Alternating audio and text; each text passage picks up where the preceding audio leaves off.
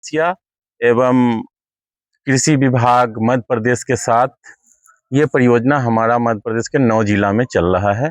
उसी के अंतर्गत आज छिंदवाड़ा में है और यहाँ हम लोग 5-6 कंपोनेंट पे काम कर रहे हैं।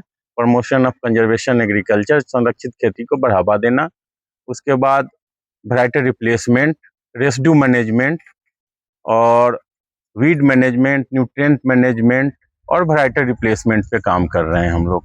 उसी का एक कंपोनेंट हमारा है प्रोजेक्ट का ही क्रेता विक्रेता बैठक। तो आज इस क्रेता विक्रेता बैठक में हमारे जबलपुर ये छिंदवाड़ा के जितने भी कृषि विभाग के अधिकारी, मंडी हाउस के, अलग अलग प्राइवेट कंपनी के सब प्रतिनिधि आए हैं तथा छिंदवाड़ा के हर एक ब्लॉक से किसान आए हैं जो अपना उनका जो प्रोडक्शन होता है, उत्पादन होता है, उसका सही रेट मिले।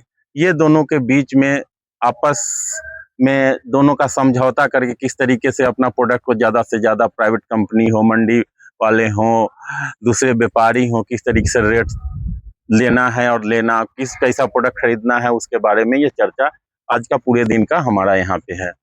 अदर हम इस जिला में अभी इस ईयर से हम लोगों ने शुरू किया है community based seed production programme.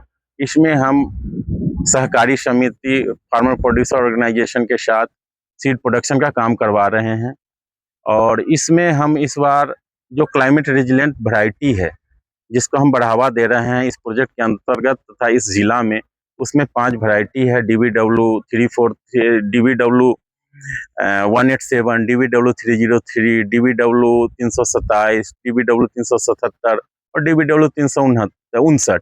ये 5 वैरायटी का seed production TLC certified seed production करवा रहे हैं FPO के थ्रू।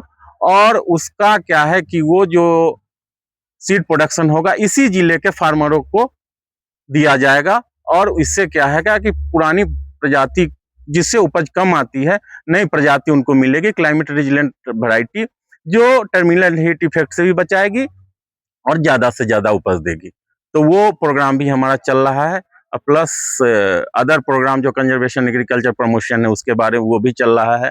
और अभी जो गेहूं की कटाई हो रही है, गेहूं की कटाई होने के बाद हम लोग रेसिड्यू मैनेजमेंट पे किसानों को कह रहे हैं कि उसमें आप आग मत लगाओ, उसमें आप हैप्पी सीडर से, सुपर सीडर से आप मूंग की सीधी बुआई करो। मूंग की 2-3 वैरायटी अच्छी है, विराट है, शिखा है, ये सब वैरायटी जो 60 से 70 दिन में वो तैयार हो जाती है, उसकी बुआई करो।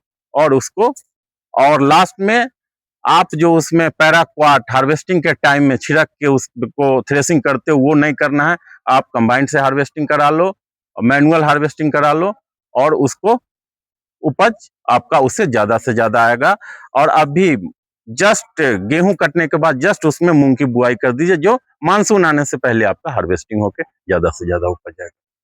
जो नहीं कर रहे हैं मूंग की बुआई, उसके लिए क्या संदेश है? क्या जो मूंग की बुआई नहीं कर रहे हैं, जो खेत को खाली छोड़ रहे हैं, तो वो क्या करें कि अपने जो रेसिड्यू है खेत में उसको मिट्टी पलटने वाले हल से उसमें खेत में मिला के छोड़ दें। और खरीफ के टाइम में जो यहाँ छिंदवाड़ा में मेज व्हीट मक्का और गेहूं फसल प्रणाली है, राइस व्हीट क्रॉपिंग सिस्टम है, तो अभी उस रेसिड्यू को खेत में मिला दें जो खाद का काम करेगा।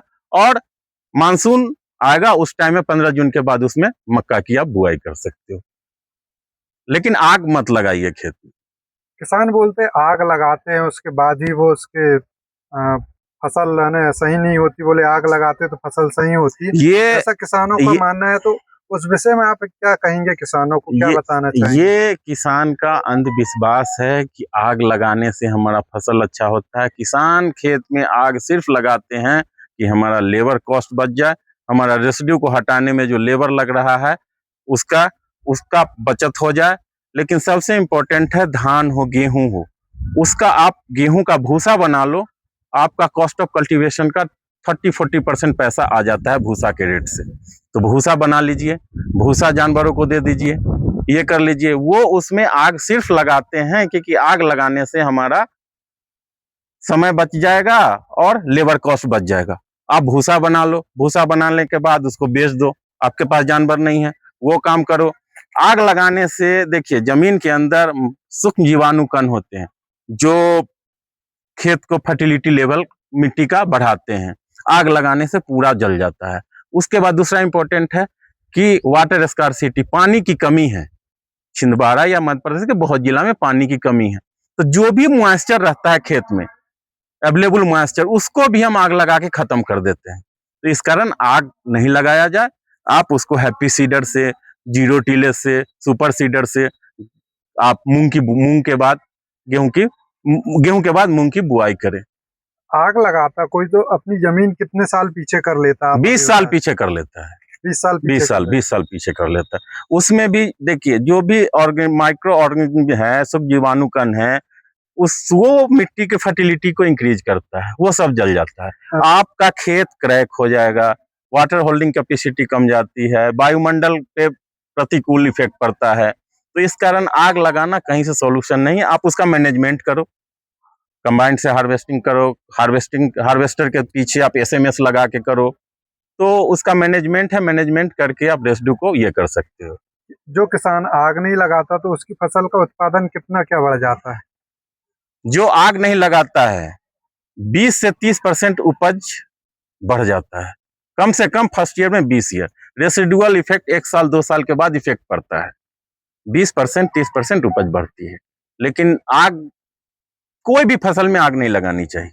आप इसको इकोनॉमिक वैल्यू रेसिड्यू का बताया जाए किसानों को, एक एक्सटेंशन वर्कर पूरे टीम बना के कि हम रेसिड्यू को अलग अलग रेसिड्यू बना लें, उसका आप जानवरों के लिए भूसा बना लें, ये सब कर लें, लेकिन आग नहीं लगाएं। धान हो, गेहूं हो या मक्का का रेसिड्यू हो, इसको आप अलग तरीके मैनेजमेंट करके उसका यूज कर सकते आपका इंस्टीट्यूट बहुत अच्छा काम कर रहा है बोरलाग, इसके लिए धन्यवाद। हैं। धन्यवाद सर।